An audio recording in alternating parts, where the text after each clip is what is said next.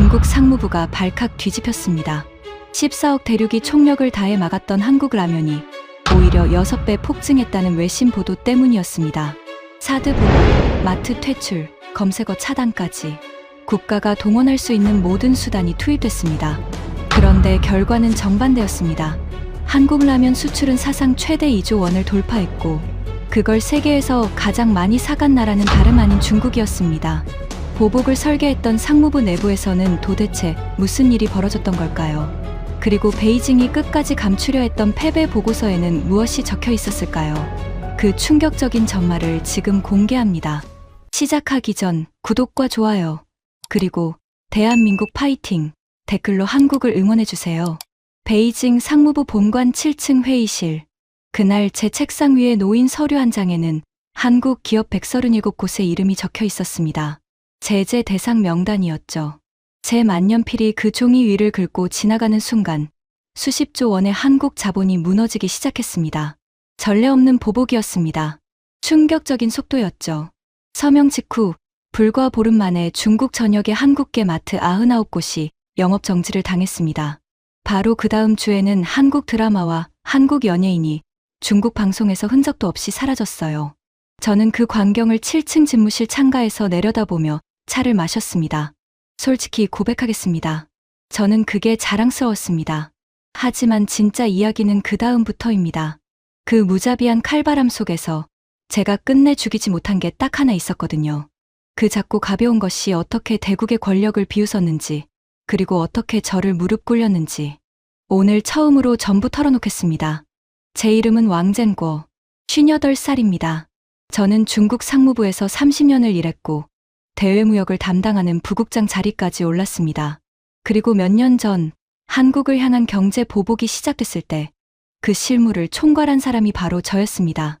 여러분이 뉴스에서 보셨던 그 장면들, 하루아침에 셔터를 내린 한국마트, 공항에서 사라진 단체 관광객, 방송에서 지워진 한국 스타들, 그 모든 일의 설계도가 제 책상 위에서 그려졌습니다. 한국에서는 그 사태를 사드 보복이라고 부르더군요. 한국 정부가 미사일 방어 체계를 들여오기로 하자 베이징이 발칵 뒤집혔습니다. 그 레이더가 우리 안방까지 들여다본다는 거였죠. 곧 위에서 명령이 내려왔습니다. 한국이 스스로 굽히고 들어올 때까지 경제로 목을 조르라는 것이었습니다. 그 명령이 제 책상에 도착한 날을 지금도 기억합니다. 늦은 밤이었어요. 청사는 텅 비어 있었고 복도 끝에서 경비원의 발소리만 간간히 들렸습니다. 집무실 형광등이 지직거리는 소리를 내며 깜빡였죠. 저는 그 불빛 아래에서 공문을 3번 읽었습니다. 3번째로 읽었을 때 심장이 뜨거워졌습니다. 두려움이 아니었습니다.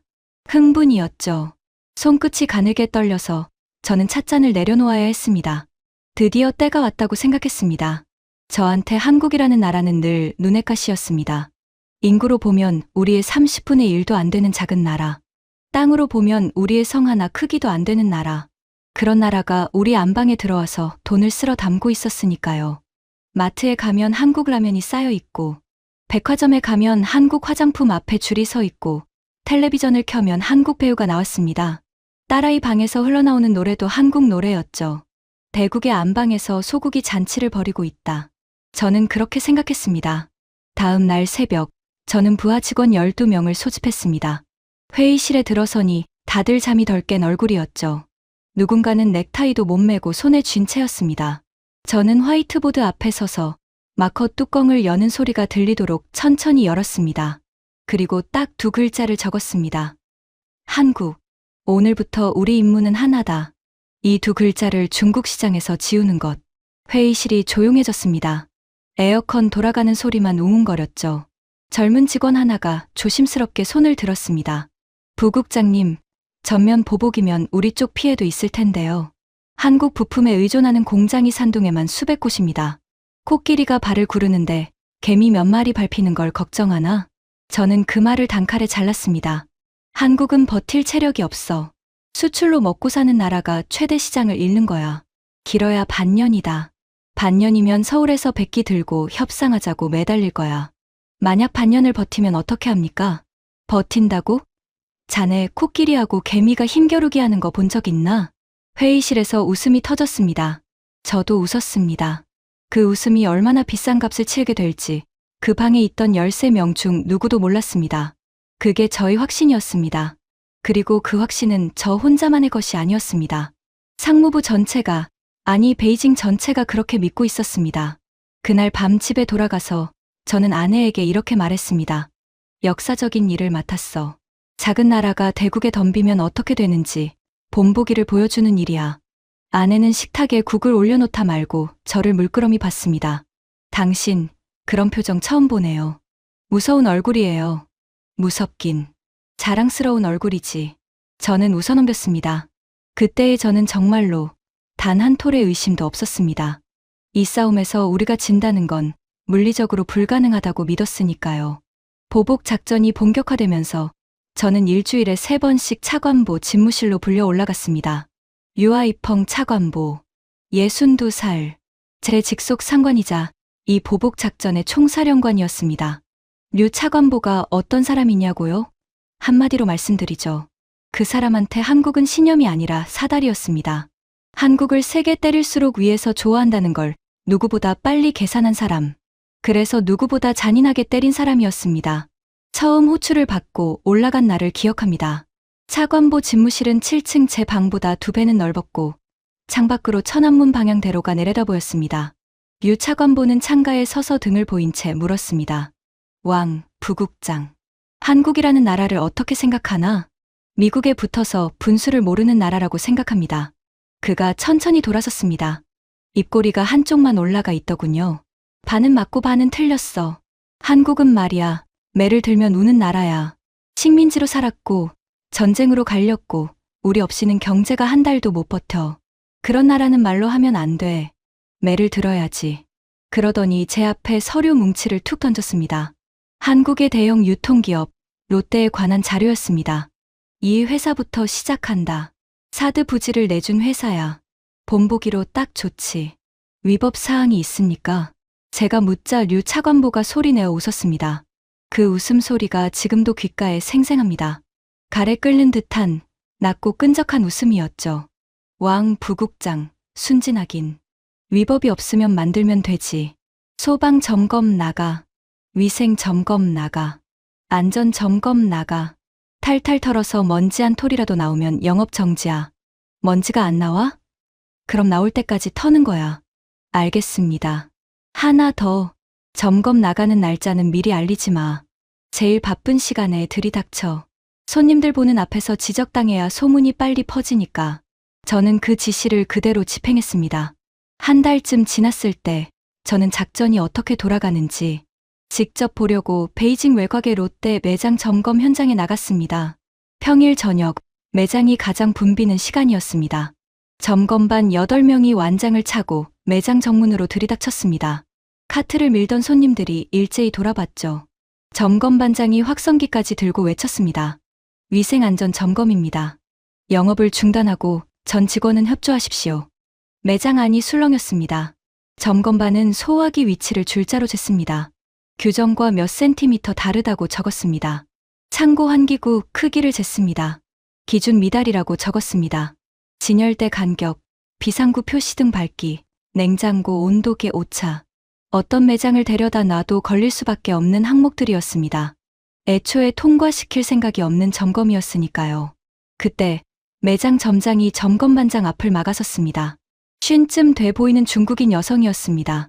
반장님, 지난달에 지적받은 건 전부 고쳤습니다. 서류 여기 있습니다. 도대체 뭘 더 고치라는 겁니까? 점검반장은 서류를 받아보지도 않았습니다. 영업 정지한 달. 이해 있으면 서면으로 제출하세요.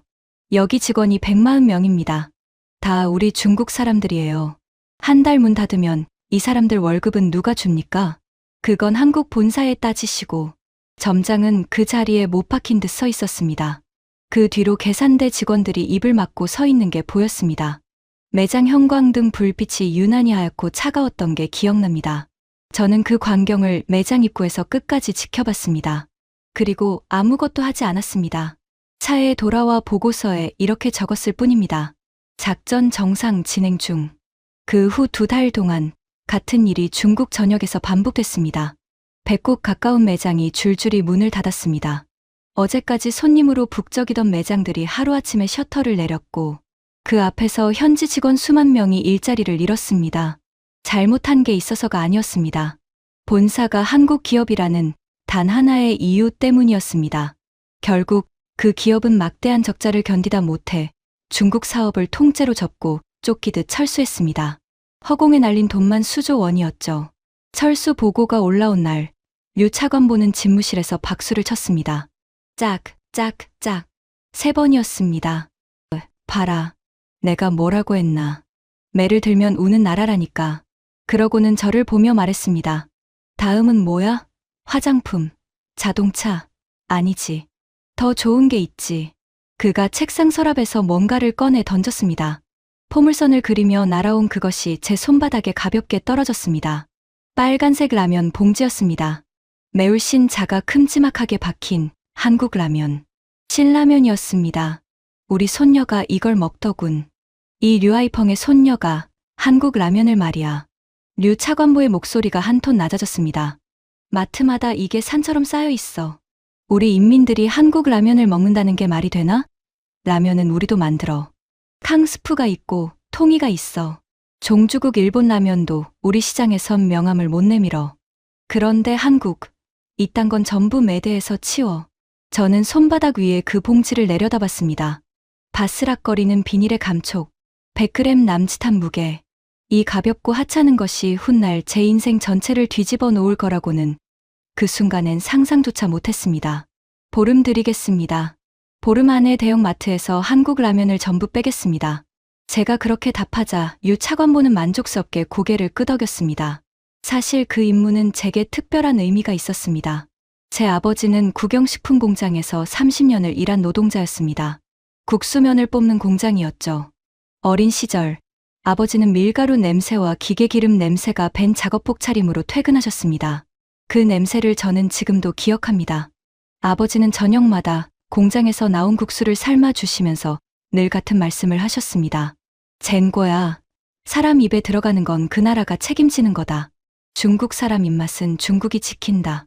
어느 겨울밤이었습니다.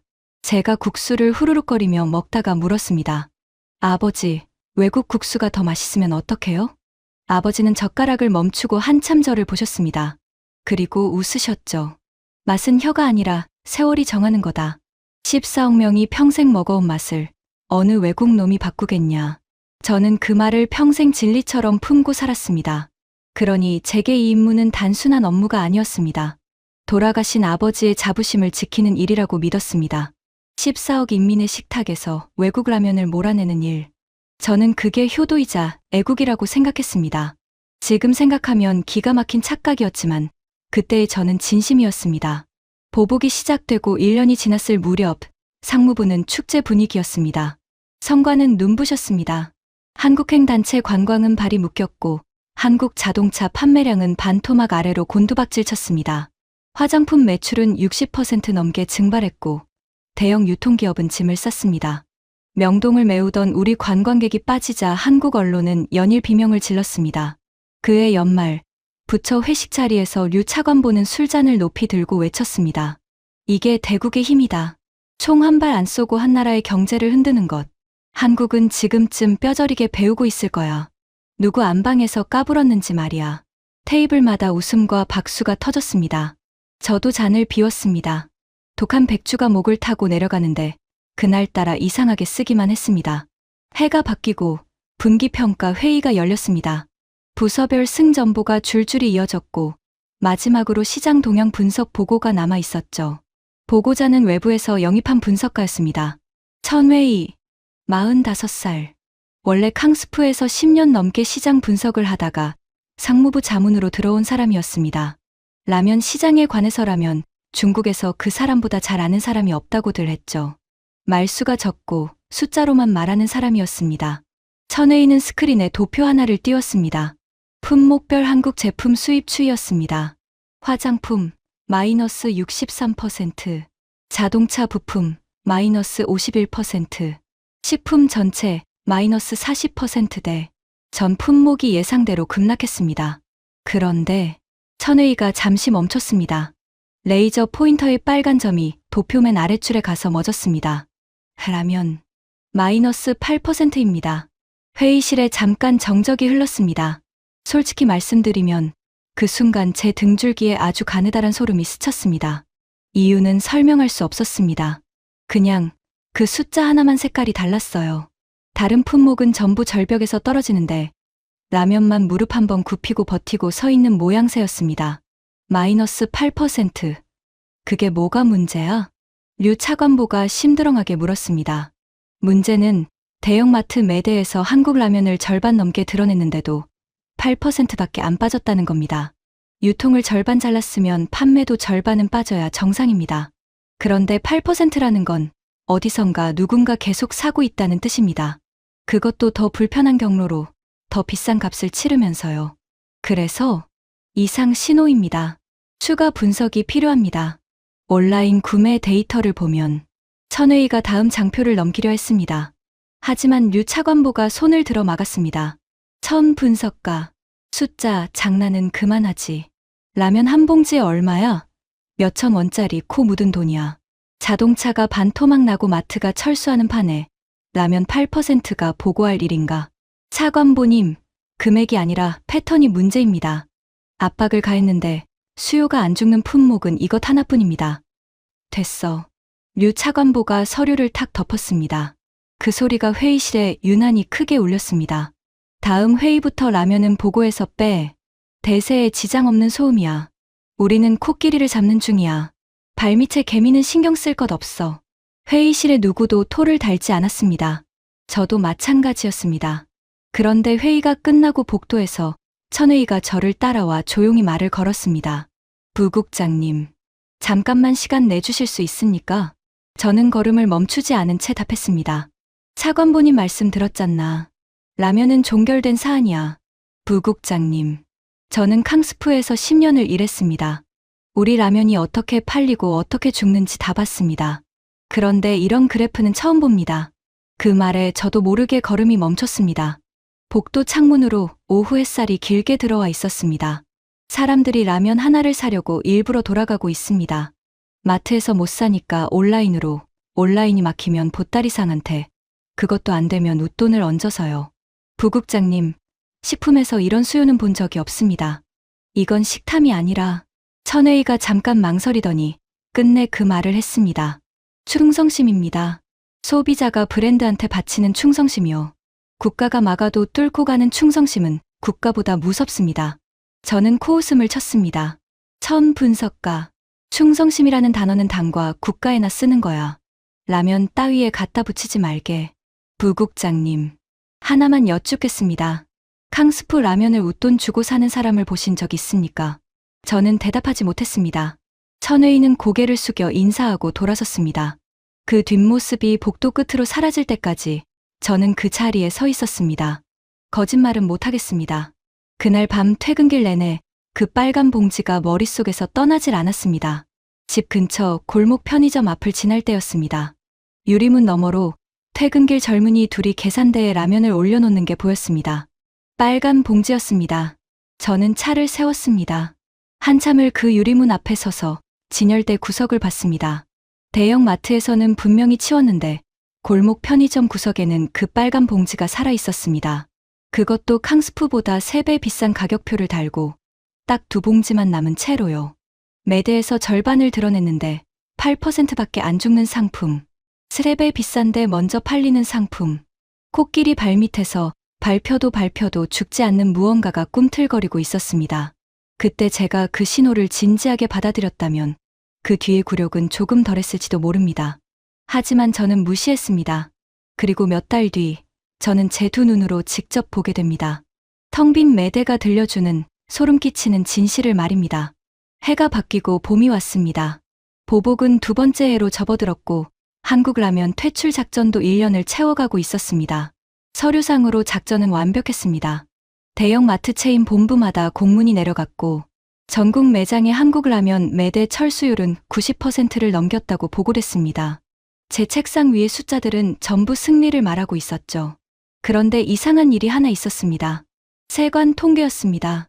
한국발 라면 수입량이 떨어지기는커녕 슬금슬금 다시 고개를 들고 있었던 겁니다. 매대에서 90%를 치웠다는데 수입은 늘어난다. 이 두 숫자는 같은 나라 안에서 공존할 수 없는 숫자였습니다. 저는 보고서를 3번 다시 읽었습니다. 그리고 결심했습니다. 직접 보자. 숫자가 거짓말을 하는지, 현장이 거짓말을 하는지 내 눈으로 확인하자. 저는 수행원도 없이 신분도 밝히지 않고 베이징 시내 대형 마트 3곳을 돌았습니다. 평일 오후였습니다. 첫 번째 마트. 라면 코너에 들어서자 캉스프와 통이가 벽처럼 쌓여 있었습니다. 좋아.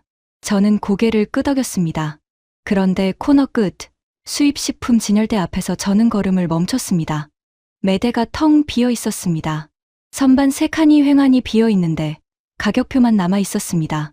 한국 라면, 한국 라면, 한국 라면. 가격표 밑에는 작은 글씨로 품절이라고 적혀 있었죠. 저는 처음에 흐뭇했습니다. 솔직히 그랬습니다. 철수 작전이 제대로 먹혔구나, 발주 자체가 끊겼구나 생각했으니까요. 두 번째 마트도 같았습니다. 텅 빈 선반, 남아있는 가격표, 품절 딱지. 그런데 세 번째 마트에서 모든 게 뒤집혔습니다. 그 매장도 한국 라면 선반이 비어 있었습니다. 그런데 제가 서 있는 동안 한 직원이 카트에 박스를 싣고 와서 그 빈 선반을 채우기 시작했습니다. 빨간 봉지였습니다. 5봉지들이 멀티팩이 차곡차곡 올라갔죠. 그리고 저는 제 눈을 의심했습니다. 직원이 진열을 채 끝내기도 전에 어디서 나타났는지 손님들이 모여들기 시작한 겁니다. 장바구니를 든 주부가 2팩을 집었습니다. 교복 입은 학생이 1팩, 양복 입은 남자가 3팩, 휴대폰을 보며 걸어오던 젊은 여자는 남은 수량을 보더니 아예 4팩을 쓸어 담았습니다. 10분. 정확히 10분이었습니다. 박스째 들어온 라면이 10분 만에 증발했습니다. 직원은 빈 카트를 밀고 돌아갔고 선반은 다시 텅 비었습니다. 저는 그 자리에 얼어붙은 채 서 있었습니다. 심장이 천천히 무겁게 내려앉았습니다. 텅 빈 매대. 그건 제 승리의 증거가 아니었습니다. 정반대였습니다. 들어오는 족족 팔려나가서 빌새도 없는 패배의 증거였던 겁니다. 저는 매장 사무실로 찾아가 신분증을 내밀었습니다. 점장이 사색이 되어 뛰어나왔죠. 40줄의 남자였습니다. 하나만 묻겠습니다. 한국 라면 왜 아직도 발주합니까? 본부에서 공문 못 받았습니까? 점장은 이마에 땀을 닦으며 더듬더듬 답했습니다. 받았습니다. 받았는데 저희도 죽을 맛입니다. 주력 매대에서는 다 뺐습니다. 그런데 손님들이 계속 찾으세요. 하루에 수십 번씩 물어봅니다. 한국 라면 어디 있냐고요. 없다고 하면 그냥 나가버리세요. 라면만 안 사는 게 아니라 장바구니째 들고 옆 마트로 가버린다고요. 그래서 구석에 몰래 들여놨다? 부국장님, 저희는 장사꾼입니다. 들어오는 족족 나가는 물건을 어떻게 안 팝니까? 솔직히 말씀드리면 지금 저희 매장에서 평당 매출이 제일 높은 게 저 빈 선반입니다. 물건이 없어서 못 파는 겁니다. 저는 말문이 막혔습니다. 점장은 제 눈치를 보더니 기어들어가는 목소리로 한마디를 덧붙였습니다. 그리고 부국장님, 저희가 안 팔면 더 큰 문제가 생깁니다. 더 큰 문제? 길 건너 시장 골목에서 보따리상들이 팝니다.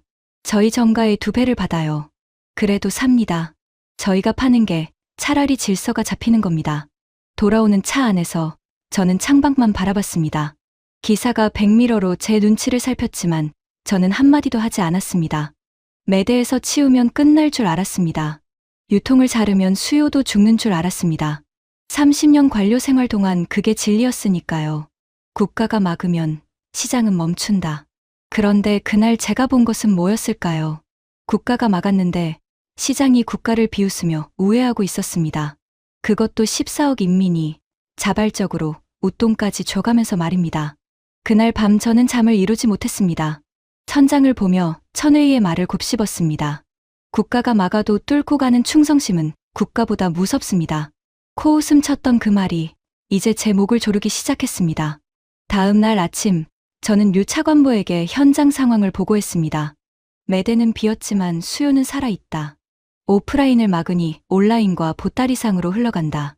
단속만으로는 한계가 있다. 보고를 다 듣기도 전에 유 차관보의 얼굴이 벌겋게 달아올랐습니다. 그러니까 지금 왕 부국장이 라면 하나를 1년째 못 치우고 있다는 보고를 하는 건가? 치우는 게 문제가 아니라 수요 자체가. 수요? 류 차관보가 책상을 내리쳤습니다. 찻잔이 덜그럭거렸죠. 수요는 만들어지는 거야. 그리고 우리가 부수면 부서지는 거야. 단속이 약하니까 이 모양인 거지. 전자상거래 플랫폼 다 불러. 한국 라면 검색 차단시켜. 보따리상은 세관에서 조이고. 한 달 준다. 한 달 안에 그 빨간 봉지 이 나라에서 멸종시켜. 차관보님, 식품 하나를 그렇게까지 막는 건 행정력 낭비가. 왕, 부국장. 류 차관보의 목소리가 갑자기 낮아졌습니다.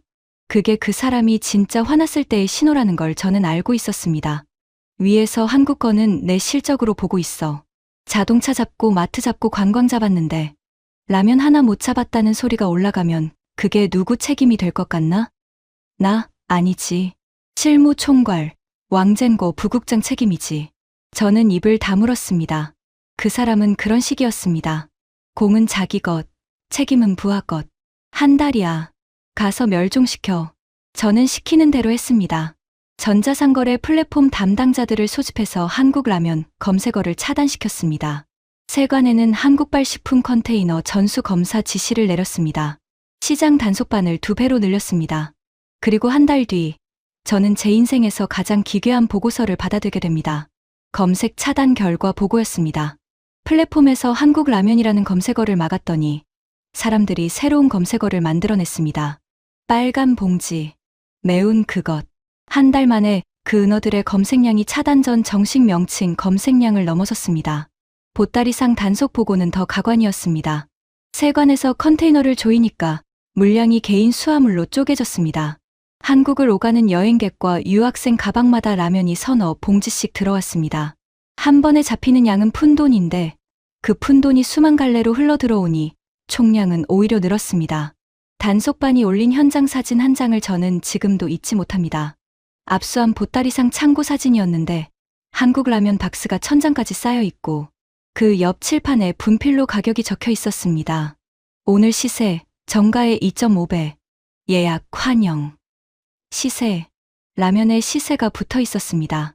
무슨 금이나 원유처럼 말입니다. 천회의가 그 보고서를 들고 제 방에 왔습니다. 그 사람은 도표 하나를 책상에 펼쳤습니다. 부국장님, 이게 지난 석 달 곡선입니다. 단속을 강화할수록 거래가가 올라가고 거래가가 올라갈수록 수요가 더 늘었습니다. 막을수록 늘어난다는 게 말이 되나? 경제학이 그렇게 가르치던가? 경제학이 아니라 심리학입니다. 부국장님, 사람들한테 이 라면은 이제 그냥 식품이 아닙니다. 금지된 맛입니다. 국가가 먹지 말라고 하니까 더 궁금하고 더 먹고 싶은 겁니다. 저희가 단속반을 풀 때마다 사실상 광고를 해주고 있는 셈입니다. 광고. 그 단어가 가슴에 박혔습니다. 그리고 부국장님, 이건 보고드리기 조심스러운데 천회의가 서류 한 장을 더 내밀었습니다. 사회관계망 분석 자료였습니다. 요즘 젊은 애들 사이에서 유행하는 놀이가 있습니다. 한국 라면 도전이라고 그 매운 라면을 땀 흘리면서 완식하는 영상을 찍어 올리는 겁니다. 지난달에만 관련 영상이 수십만 건입니다. 단속이 심해질수록 이 놀이가 더 짜릿해지는 겁니다. 금지를 뚫고 구한 라면이니까요. 저는 의자에 등을 기댔습니다. 천장이 빙글 도는 것 같았습니다. 우리는 코끼리였습니다. 그건 분명했습니다. 그런데 상대는 개미가 아니었습니다. 물이었습니다. 밟으면 갈라졌다가 발을 들면 다시 모이는 물. 코끼리가 물을 밟아 죽이는 방법은 세상에 존재하지 않았습니다. 한 달 기한이 끝나고 저는 류 차관보에게 결과를 보고해야 했습니다. 멸종은커녕 암시장 시세만 올려놨다고는 차마 말할 수 없었습니다. 저는 단속 건수와 압수 물량 같은 그럴듯한 숫자들만 골라서 보고서를 채웠습니다. 류 차관보는 그 보고서를 대충 넘기더니 말했습니다. 거봐, 조이니까 잡히잖아. 이 기세로 뿌리를 뽑아. 저는 알겠다고 답하고 방을 나왔습니다. 복도를 걸어 나오는데 제 구두 소리가 유난히 공허하게 울렸습니다. 그때 처음으로 아주 작게 이런 생각이 들었던 것 같습니다. 우리가 지고 있는 건가? 그 무렵 제 딸 왕쉐는 22살, 베이징의 대학에서 경영학을 공부하고 있었습니다. 어느 일요일이었습니다. 지방 단속 출장을 마치고 예정보다 하루 일찍 집에 돌아온 날이었죠. 아내는 시장에 가고 집은 조용했습니다. 딸 방문이 반쯤 열려 있었는데 택배 상자를 뜯는 소리가 들렸습니다. 쉐야, 아빠 왔다. 문을 여는 순간 저는 그 자리에 굳어버렸습니다. 방바닥에 택배 상자가 열려 있었습니다. 그리고 그 안에 빨간 봉지가 가득했습니다. 매울신 자가 박힌 그 라면이 20봉지는 좋게 넘게 차곡차곡 들어 있었습니다. 딸아이는 라면 한 봉지를 손에 든 채로 저를 올려다봤습니다. 잠깐 당황하더니 이내 어깨를 으쓱했습니다. 아빠, 일찍 왔네. 이게 다 뭐냐? 제 목소리가 저도 모르게 떨렸습니다. 딸은 오히려 태연했습니다.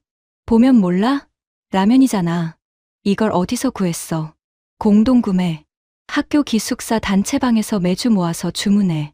이번엔 내가 총무 차례라 우리 집으로 받은 거야. 공동구매. 단체방. 매주. 그 단어들이 망치처럼 머리를 때렸습니다. 제가 전자상거래 플랫폼을 맡고 세관을 조이는 동안 대학 기숙사에서는 매주 정기적으로 이 라면이 공동구매되고 있었습니다. 그것도 제 딸이 총무를 맡아서 말입니다.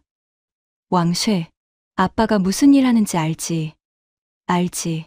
한국 물건 막는 일. 딸은 라면 봉지를 상자에 도로 넣으며 아무렇지 않게 말했습니다. 그래서 뭐 어쩌라고. 아빠는 아빠 일하고 나는 내 라면 먹고. 이 라면이 어느 나라 건지 알고 하는 소리야? 지금 나라가 그 나라를 상대로. 나라가 뭘 하는지는 모르겠고. 딸이 제 말을 자르고 일어섰습니다. 그리고 저를 똑바로 쳐다봤습니다. 그 눈빛에 두려움이라고는 한 톨도 없었습니다. 아빠, 솔직히 말해봐. 아빠가 마트에서 이거 다 치웠지. 그래서 어떻게 됐는지 알아? 우리 과 애들 전부 직구를 배웠어. 보따리 언니들 연락처가 단체방마다 돌아다녀. 아빠가 맞기 전에는 마트 가서 한 봉지씩 사 먹던 애들이 지금은 박스째 쟁여놓고 먹어. 아빠가 만든 풍경이야 이게. 먹지 마. 그건 명령이다. 저도 모르게 그 단어가 튀어나왔습니다. 명령. 30년 관료 생활이 만든 단어였겠죠. 딸은 잠깐 저를 보더니 피식 웃었습니다. 비웃음이 아니라 정말 어이가 없다는 웃음이었습니다. 아빠 명령은 사무실까지만 통해. 내 혀까지는 못 와. 그 말에 저는 손이 먼저 나갈 뻔했습니다. 주먹을 쥐었다가 폈습니다. 딸은 물러서지 않고 말을 이었습니다. 하나만 물어볼게. 아빠는 이거 먹어봤어? 뭐, 그렇게 죽어라 막는 그 라면 한 입이라도 먹어보고 막는 거냐고. 안 먹어봤지? 아빠는 저기 뭔지도 모르고 싸우는 거야. 저는 대답하지 못했습니다. 사실이었으니까요. 1년 넘게 그 빨간 봉지와 전쟁을 하면서 저는 단 한 번도 그 맛을 본 적이 없었습니다. 저는 방문을 닫고 나왔습니다. 거실 소파에 앉았는데 손이 떨리고 있었습니다. 분노 때문인지 다른 무엇 때문인지 알 수 없었습니다. 그날 밤 저는 서재에서 아버지의 낡은 사진을 꺼냈습니다. 국영식품 공장 정문 앞에서 작업복을 입고 동료들과 찍은 사진. 아버지는 맨 앞줄에서 웃고 계셨습니다. 중국 사람 입맛은 중국이 지킨다. 아버지, 그런데 이상합니다. 저는 지금 중국 사람 입맛과 싸우고 있습니다.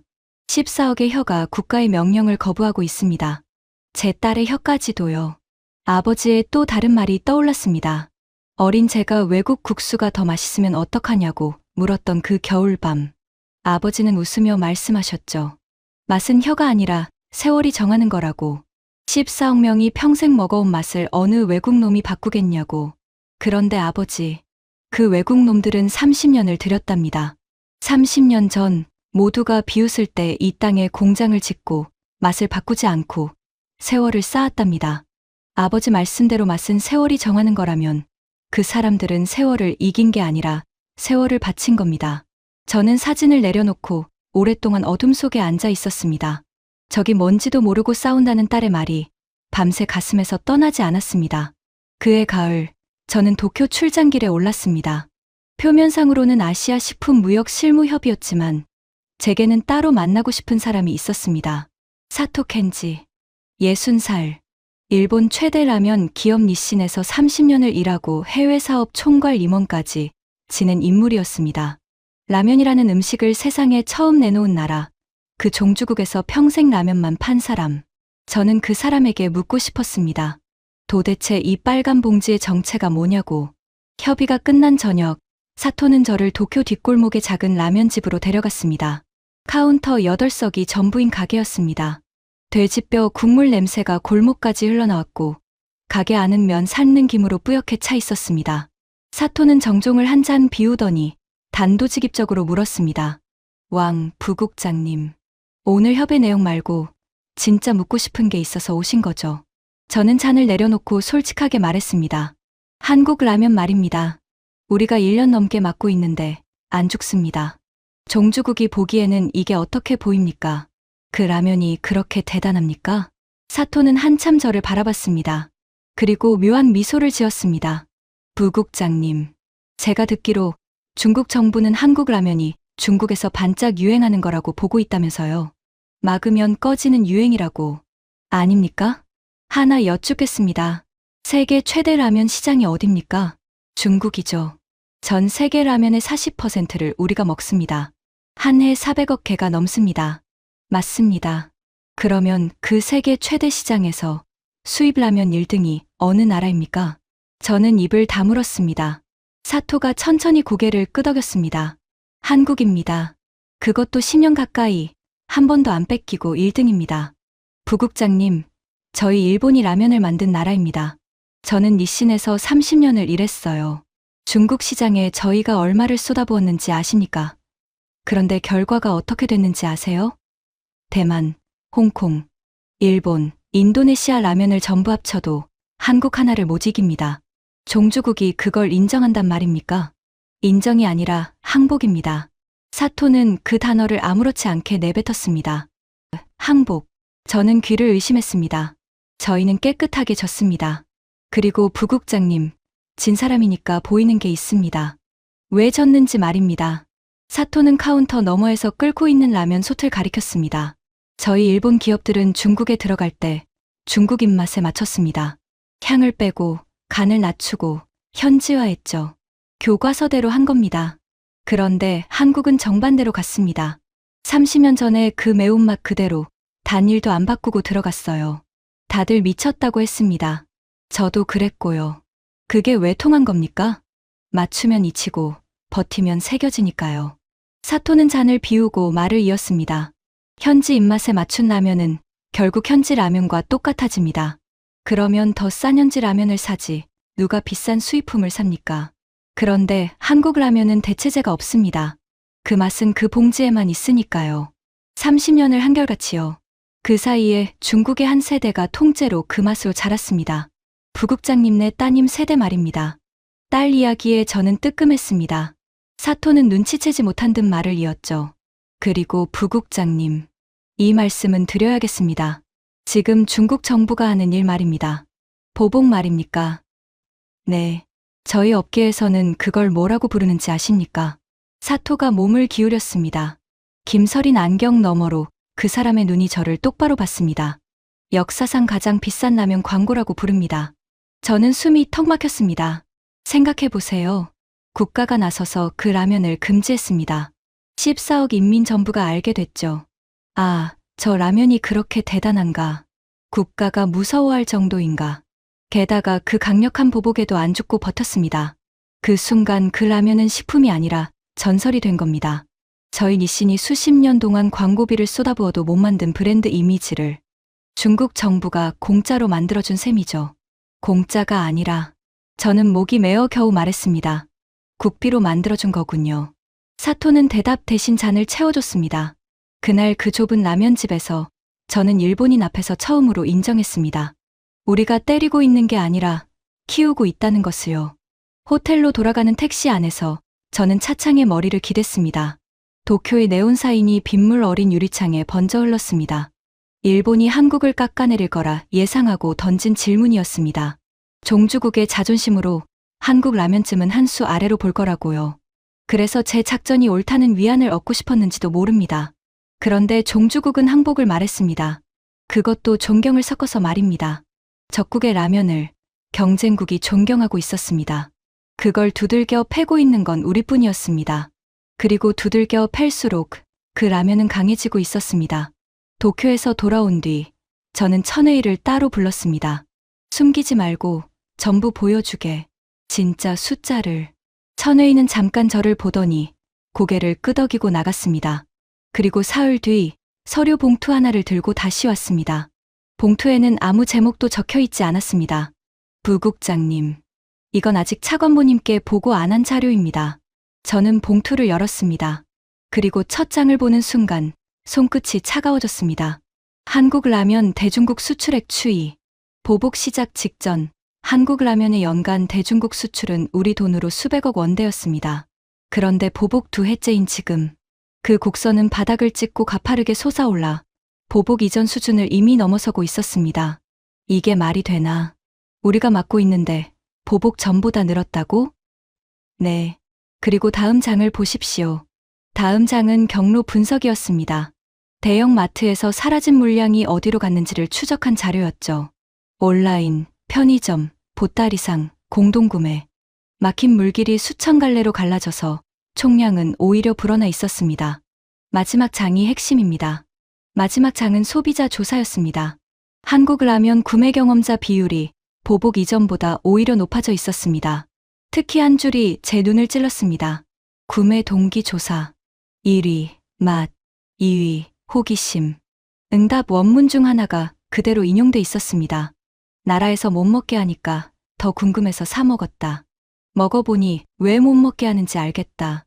너무 맛있어서. 저는 서류를 내려놓고 한참 동안 천장을 봤습니다.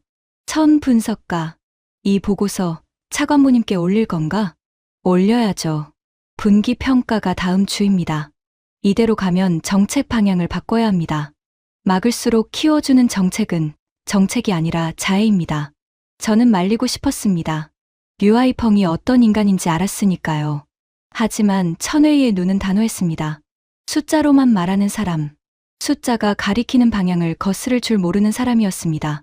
분기평가 회의 날이 왔습니다. 천회의는 그 보고서를 그대로 올렸습니다. 스크린에 그 가파른 상승 곡선이 떠오른 순간 회의실 공기가 얼어붙었습니다. 보복 이전을 넘어선 수출액, 갈래갈래 살아있는 유통 경로, 나라에서 못 먹게 하니까 더 먹었다는 소비자의 목소리까지. 류 차관보의 얼굴이 점점 굳어갔습니다. 보고가 끝나자 그 사람은 한참 동안 아무 말도 하지 않았습니다. 그리고 천천히 입을 열었습니다. 천회의 분석가. 네, 차관보님. 자네 캉스푸 출신이라고 했지. 그렇습니다만 어쩐지 분석이 아주 한국 편향적이야. 회의실이 술렁였습니다. 천회의의 얼굴이 굳었습니다. 차관보님, 이건 편향이 아니라 세관과 플랫폼에서 직접 뽑은 원자료입니다. 검증하시면. 원자료? 류 차관보가 보고서를 집어들더니 회의실 모두가 보는 앞에서 반으로 접었습니다. 이 표본 설계부터가 틀렸어. 온라인 거래는 중복 집계가 많고 보따리 물량은 추정치잖아. 이런 쓰레기 숫자로 국가 정책이 실패했다고 보고하겠다. 이게 보고서야, 투서야? 차관보님, 이 보고서는 폐기한다. 회의록에서도 삭제해. 그리고 천 분석가. 류 차관보는 접은 보고서를 테이블 위로 던졌습니다. 종이가 미끄러져 천회의의 발치에 떨어졌죠. 자네는 다음 달부터 서부 지역 농산물 통계팀으로 가게. 라면 같은 큰 물은 자네한테 안 맞아. 좌천이었습니다. 그것도 공개적인 모욕을 곁들인 좌천. 회의실에 누구도 입을 열지 않았습니다. 천회의는 허리를 굽혀 바닥에 보고서를 주었습니다. 그리고 아무 말 없이 고개를 숙여 인사하고 회의실을 나갔습니다. 그날 저녁 류 차관보가 저를 따로 불렀습니다. 그 사람은 아무 일 없었다는 듯 차를 따르며 말했습니다. 왕, 부국장.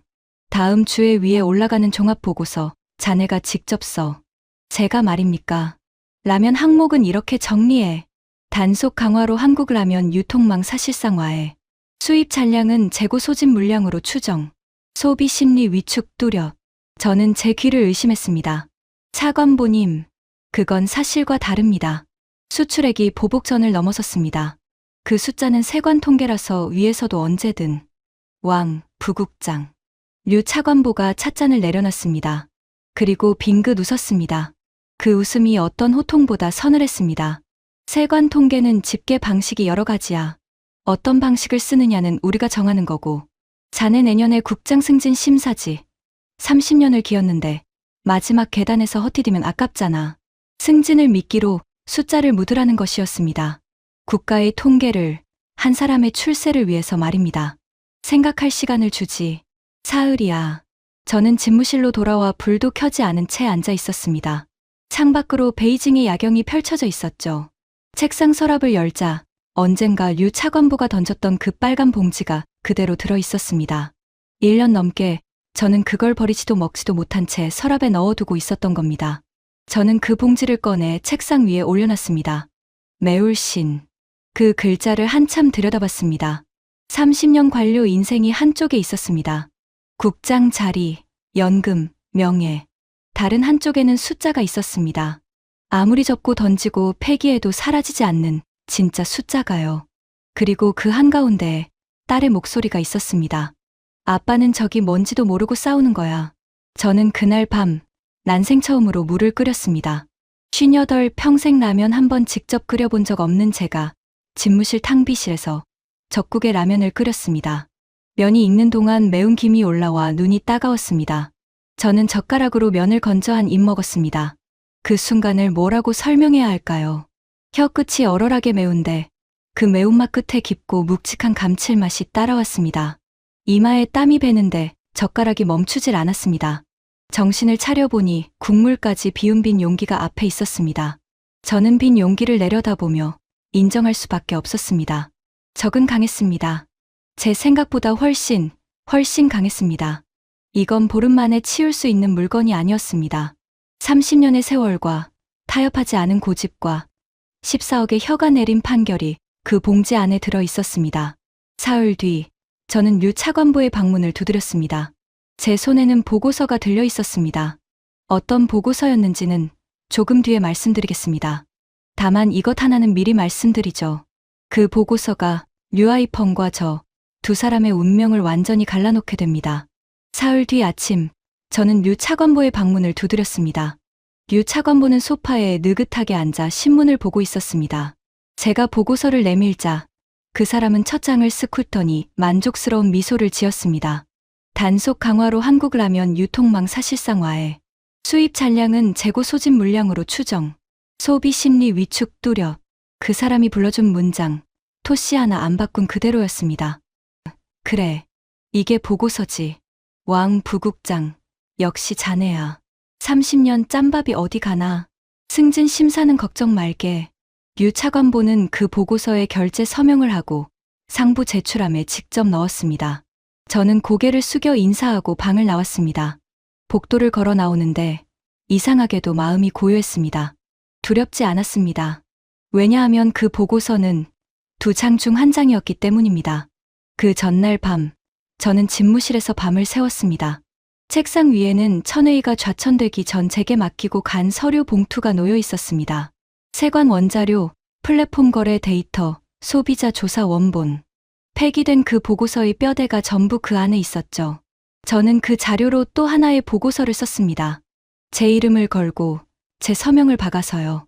그리고 그 보고서의 제목을 이렇게 달았습니다. 대한국 소비재 제재 효과 재검증 라면 품목 정책 실패 보고. 관료 인생 30년 동안 저는 실패라는 단어를 보고서 제목에 써본 적이 단 한 번도 없었습니다. 그 단어를 쓰는 손이 떨렸습니다. 하지만 떨리는 손으로라도 써야 하는 문장이 있었습니다. 본문 마지막 줄에는 이렇게 적었습니다. 결론. 우리는 한국 라면을 막은 것이 아니라 국비를 들여 광고해 준 것이다. 이 정책의 유일한 성과는 적의 브랜드를 전설로 만들어준 것뿐이다.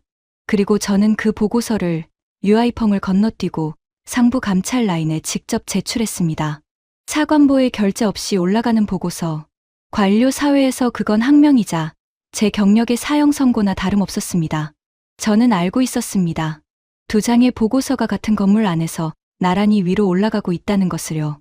한 장은 유아이펑의 거짓말, 한 장은 저의 고백, 그리고 그 둘은 머지않아 한 책상 위에서 만나게 될 거라는 것을요. 폭탄이 터진 건 보름 뒤였습니다. 연말 결산 시기였습니다. 그날따라 청사 분위기가 이상했습니다. 복도마다 수군거림이 흘렀고 감찰부서 사람들이 차관보 실층을 오르내렸습니다. 오후에 긴급 간부 회의가 소집됐습니다. 회의실에 들어서니 분위기가 얼음장 같았습니다. 상석에는 평소 얼굴 보기도 힘든 고위 간부가 앉아 있었고 그 앞에 서류, 두 부가 나란히 놓여 있었습니다. 저는 한눈에 알아봤습니다. 한 분은 류 차관보가 결제한 보고서, 다른 한 분은 제가 올린 보고서였습니다. 고위 간부가 입을 열었습니다. 오늘 아침 한국 세관 발표가 외신을 탔습니다. 한국 라면의 연간 수출액이 사상 처음으로 우리 돈 2조 원을 넘었답니다. 전년보다 22% 늘어난 역대 최대치라는군요. 그런데 더 재미있는 게 뭔지 압니까? 회의실은 숨소리도 들리지 않았습니다.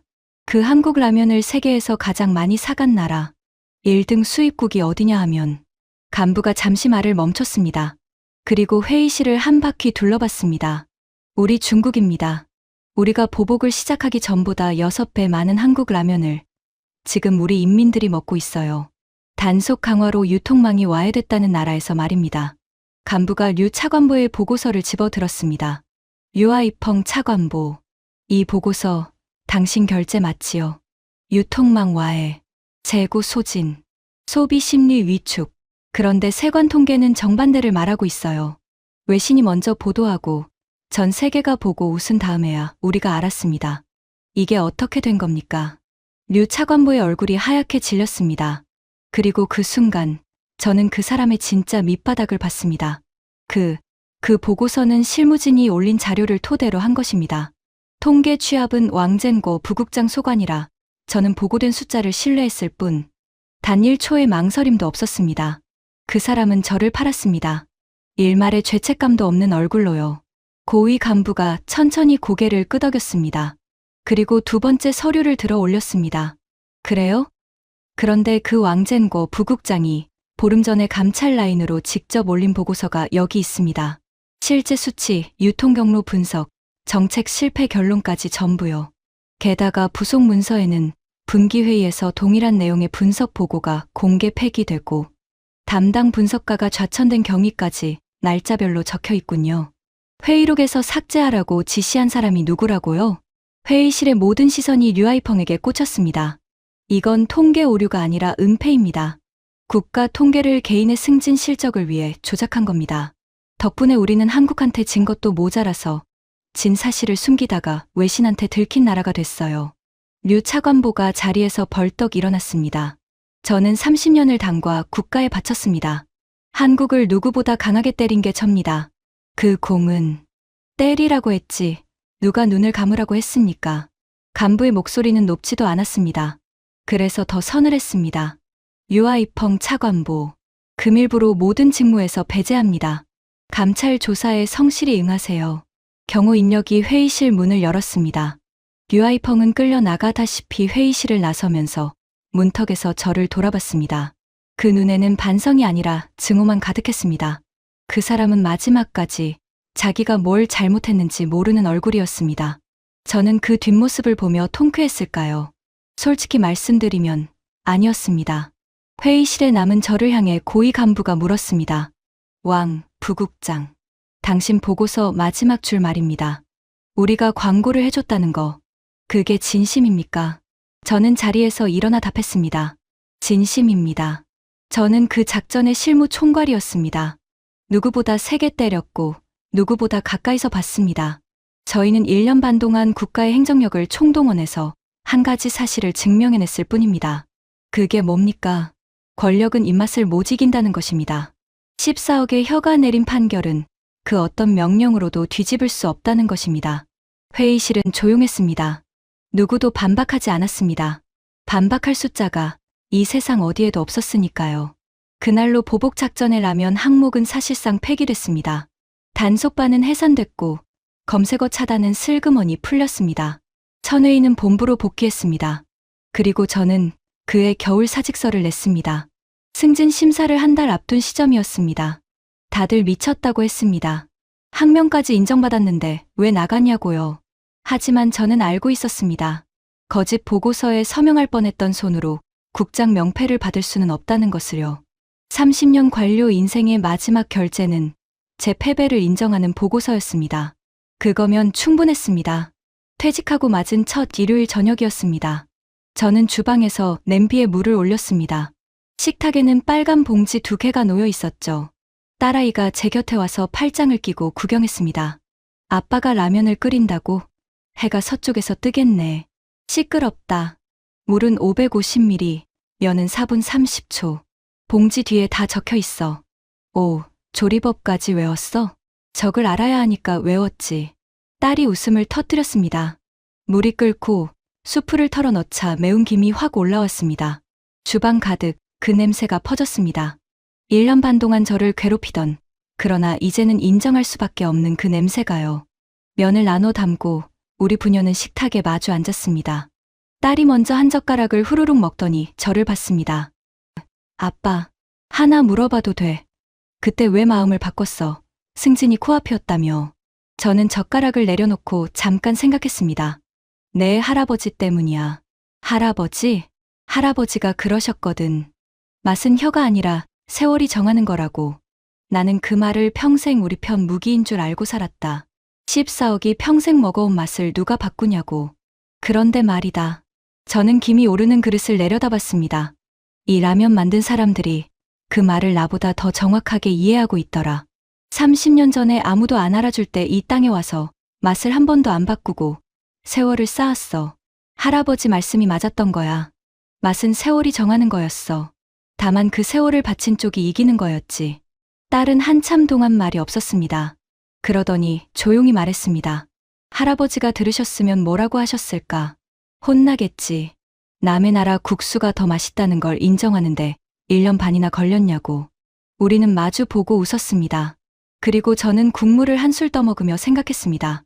아버지는 아마 혼내지 않으셨을 겁니다. 아버지가 평생 지키려던 건 공장도 국적도 아니었으니까요. 사람 입에 들어가는 것에 거짓이 없어야 한다는 것. 정직한 한 그릇. 그게 아버지의 자부심이었습니다.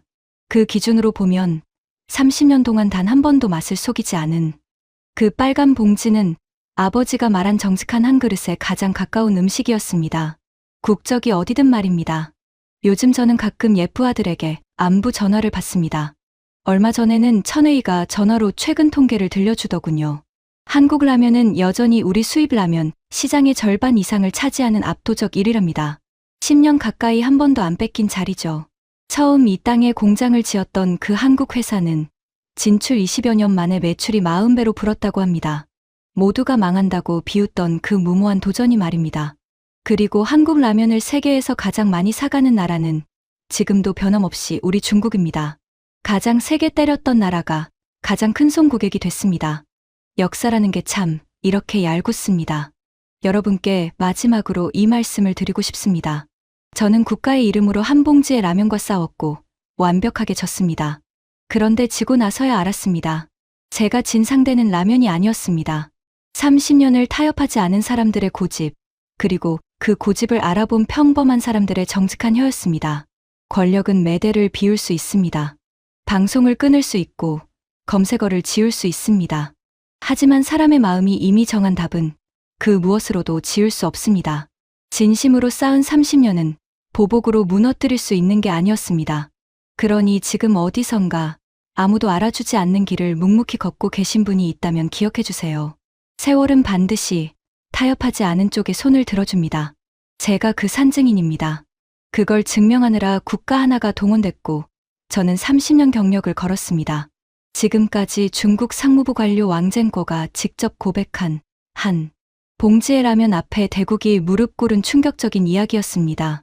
30년을 타협하지 않은 우리의 뚝심이 얼마나 위대한지 이 자랑스러운 이야기를 가족과 친구들에게 널리 공유해 주세요. 진심으로 쌓은 세월은 그 어떤 보복으로도 무너뜨릴 수 없습니다. 구독과 좋아요도 부탁드립니다. 지금까지 감동 새벽이었습니다. 감사합니다.